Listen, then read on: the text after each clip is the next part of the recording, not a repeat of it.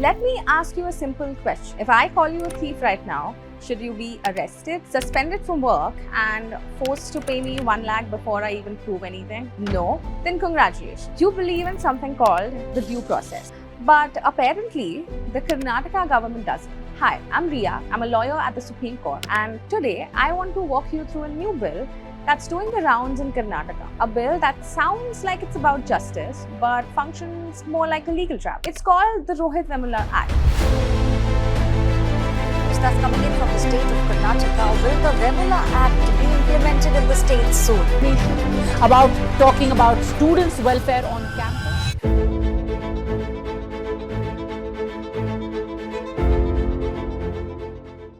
And on paper, it claims to protect students from caste discrimination, but scratch the surface and what you'll find is a law that divides students into two boxes.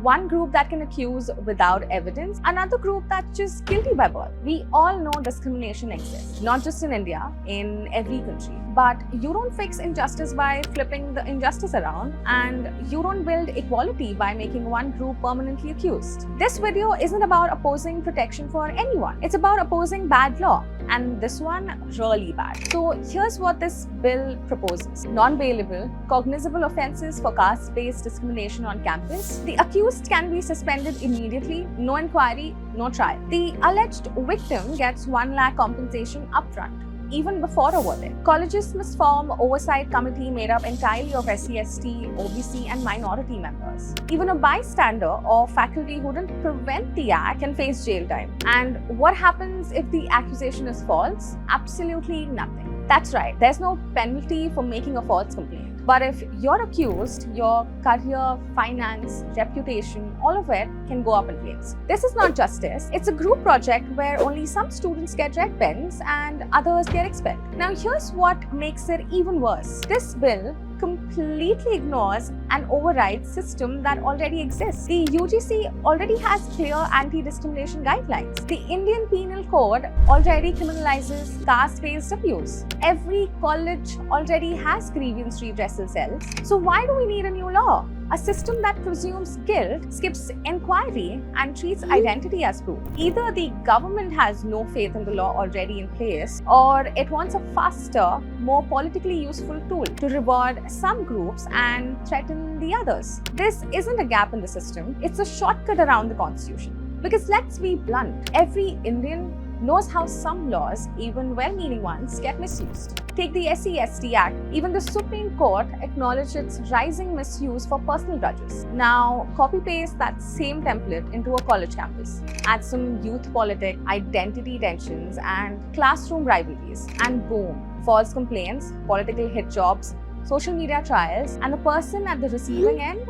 usually a general category student with zero institutional protection. This isn't about rights anymore. It's about legalized suspicion. You're not innocent until proven guilty. You're guilty until your caste certificate proves otherwise. If all this feels familiar, that's because it is. Back in 2011, Congress tried pushing the Prevention of Communal and Targeted Violence Bill. It proposed that only minorities could be victims and only majorities could be perpetrators. Even legal scholars called it unconstitutional, biased, and socially explosive. Thankfully, it didn't pass. But the idea didn't die. It just changed costumes. Hijab politics in 2022, Rohit Vemula bill in 2025. Tomorrow, it will be gender, region, or sexuality. Same script, different tags. So what does this mean for students? It means teachers will hesitate to fail students will hesitate to speak freely in class, every disagreement becomes a potential FIR, campuses won't be places of learning, they'll become minefields of identity warfare. And if you're from the general category, every day will feel like you're walking into court and not colleges. So this isn't about helping marginalized students, it's about scaring the rest into silence. Now let's talk about the name behind the bill, Rohit Vemula. He was a PhD student who tragically died by suicide in 2016. The media narrative called him a Dalit. His death led to protests and national outrage. But what was the truth? His father, the Andhra Pradesh government and police reports confirmed Rohit was not a Dalit. He was from an OBC community. So why name a bill after him? Because that version of the story, the one that simplifies pain into politics, sells better. They are not preserving his memory. They're using his tragedy to pass a law that has nothing to do with his life. That's not empathy, that's emotional extortion. Here's the bigger pattern. You see it now everywhere. Hijab protests are framed as religious oppression.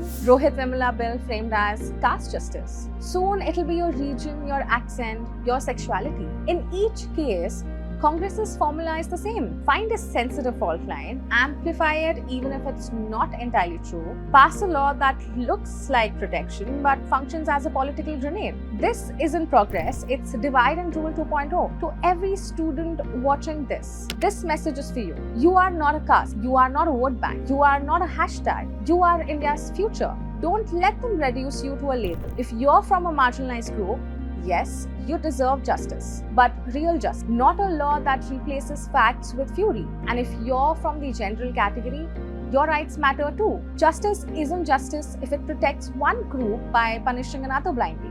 What the Karnataka government is doing is not unique. It's just the latest version of an old trick. Use a social issue, turn it into law, and weaponize it against a convenient other. But India doesn't need more enemies inside classrooms. It needs more fairness, more truth, more unity. This bill does the opposite. So let's be clear, this isn't a debate about caste. It's a fight for equality before law. And if we lose that in our universities, we've already lost it in our democracy. So comment below, share this video with your classmates, teachers, and elected reps. Ask your MLAs, do you support a law where accusations matter more than evidence? Because if we let this bill pass quietly, tomorrow you won't need proof to ruin someone's life, just a label.